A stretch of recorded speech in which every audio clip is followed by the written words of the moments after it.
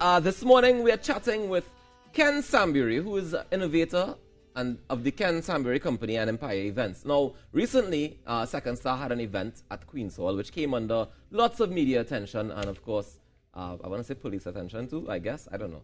But it definitely paved the way and set a different trend for how we're going to go forward in the entertainment industry. And here to discuss that this morning, I want to welcome Ken Sambury himself. Good morning, Ken. All right, good morning, good morning. How are you? I'm good. How are you doing? I'm good, I'm doing well. All right, so your company, Empire Events, you guys, put on you hosted the Second Star concert. Am I correct? Yeah. Right. What were some of the challenges? I want to start with the challenges that you faced going into, we're in a pandemic, and you have to do an event, and the client tells you that, I want a live audience.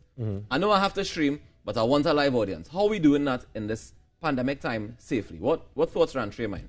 Yeah, well, I think for sure the first challenge would be safety. Right.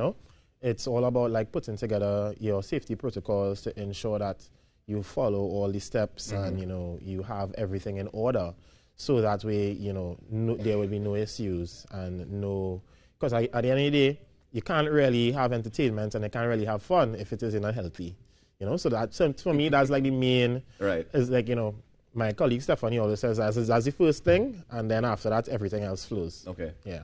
All right, so the first thing is safety. But doing it at a venue like Queen's Hall, for example, they have protocols that are built in, that are set down from the ministry, come all the way down, that they definitely implement across the board regardless, right? So that makes a big part of your job easier. But how now do you innovate under these circumstances as an entrepreneur, as somebody who is putting on an entertainment event? Because, we know from the time you hear soca music, people want to get up and whine. People want to dance. People want to have a good time. They want to commune. They want to whine on somebody. Yeah. How do we mitigate that part of it?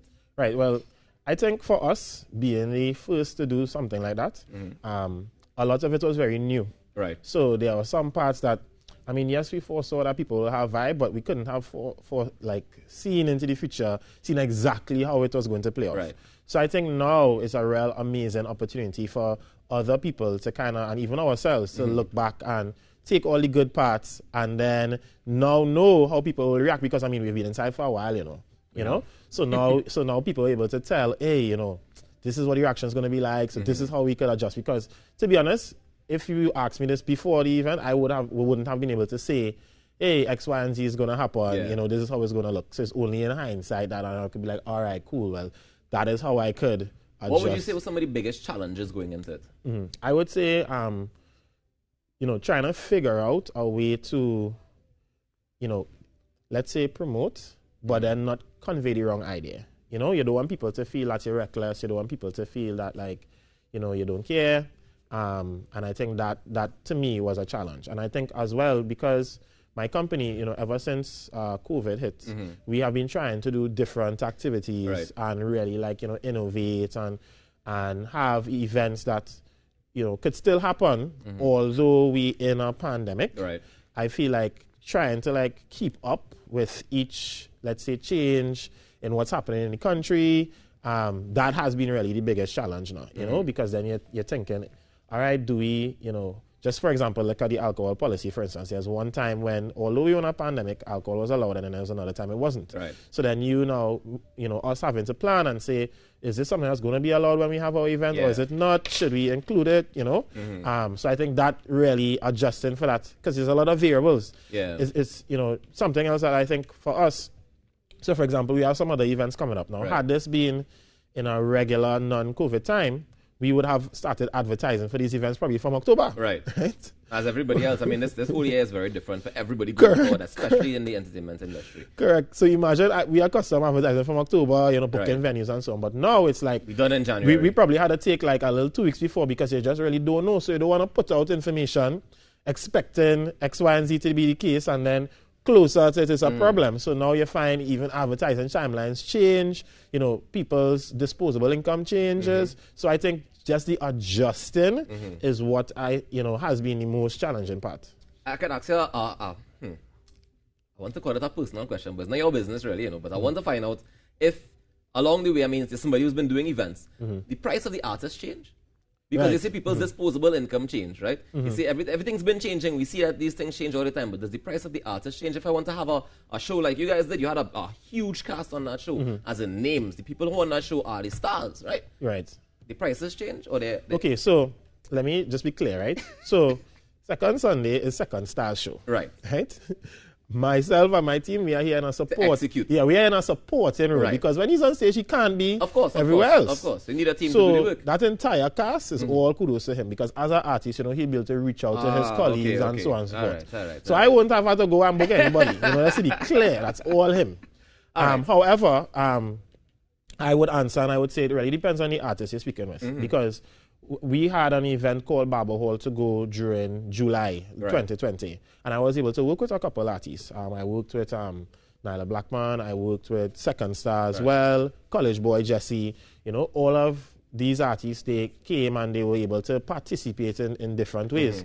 So I think that from my personal experience, dealing with them directly, it is possible to talk with them and get... It's important to build relationships. I don't want to say adjusted prices, but I think the artist will work with you once you explain yourself well and you build a relationship, as you say. So I think it depends on the relationship between the promoter and the artist, or between, just two people in general. I guess that's how it's go in business in general. But I want to know about Empire's future plans. What are you guys planning to do going forward in this pandemic time? I know you're saying it's difficult to have solid plans because every 2 weeks things can change depending on the public, actually, depending on how people react to the COVID protocols. So how are you going forward? How are we going forward? All right, no problem. Well, we have 2 events that are coming up. Right.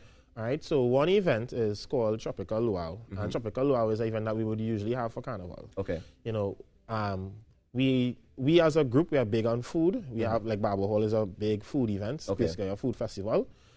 So for that, we intend to stick with the food aspect and allow people to enjoy, a meal at home and probably have like a small real life setting so that people will be able to, a small amount will be able to experience in real life, and then a larger amount will be able to experience, eating at home, and then of course enjoy. Wait, just no way. I mean eating at home, like my own food. Right. No. How it would work is where you purchase a ticket and then you go to, let's say, an outlet. So let's say we partner with X establishment. Yeah. You go Raucus's food joint. Right. So, and then you go to Raucus's food joint and you pick up your package. And the package will have your cup, it will have your rag to wave, it will it will have your meal, everything, it will have everything. So you pick that up, let's say, our event usually starts at 4, so let's say pick that up anytime between, let's say, 1 to 3, and then you head home, and then you tune into our live, and then what happens if I don't live in the country where you have the outlet? Well, then you'll just have to look at it online. Hungry. Yeah, online. Online. I think for us it's really like, we have to balance. Right. So we try our best to do as much as we could within the circumstance. Of course. And the second event that we have is an event called Sonelia, and that is focused more on commerce. Okay. There are a lot of people, let's say designers and people who sell crafts and people who sell food as well, who will not be able to ply their trade as intensely as they would have. Exactly, because they won't have, this large amount of fets and all these people fetting and so on. So we are providing a space for these individuals to come and sell directly to their customers in a market setting. This is going to be at the Cipriani College of Labor, and it's going to be from the 12th to the 14th. So it's Valentine's weekend. A Carnival weekend. And it's also Carnival weekend. Correct. So now there's something to do where you could still support, local. Of course. But I mean, I know that after the show at Queen's Hall, there was a huge situation that happened, and, the commissioner of police got involved and said that he was going to investigate. And of course, after he investigated, he was like, yeah, protocols were observed and everything was all good. When you're doing these other events, are you now going to be checking in with the police beforehand? Yeah, so I'm a member of the Trinidad and Tobago Promoters Association. Right. And they had a meeting with the commissioner last week. Yes.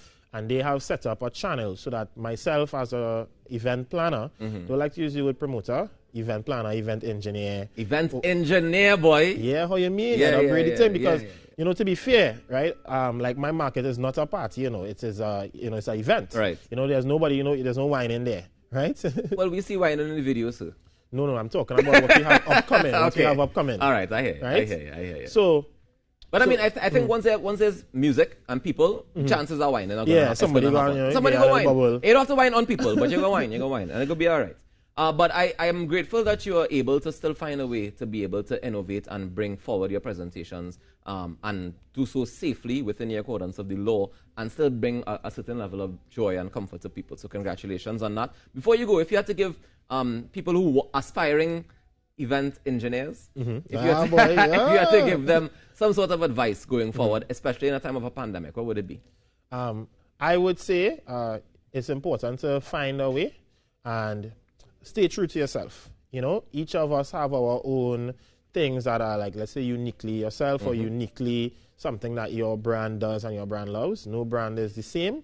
So just stay true to yourself, and I think everything would work out. Fantastic. Ladies and gentlemen, Ken Sambury, the innovator of the Ken Sambury Company and Empire Events. Thank you so much for joining us this morning, Ken. I hope that you have a great day. And Carrie, run some tunes for us as we go to the break now, please. Thanks, man. Thanks.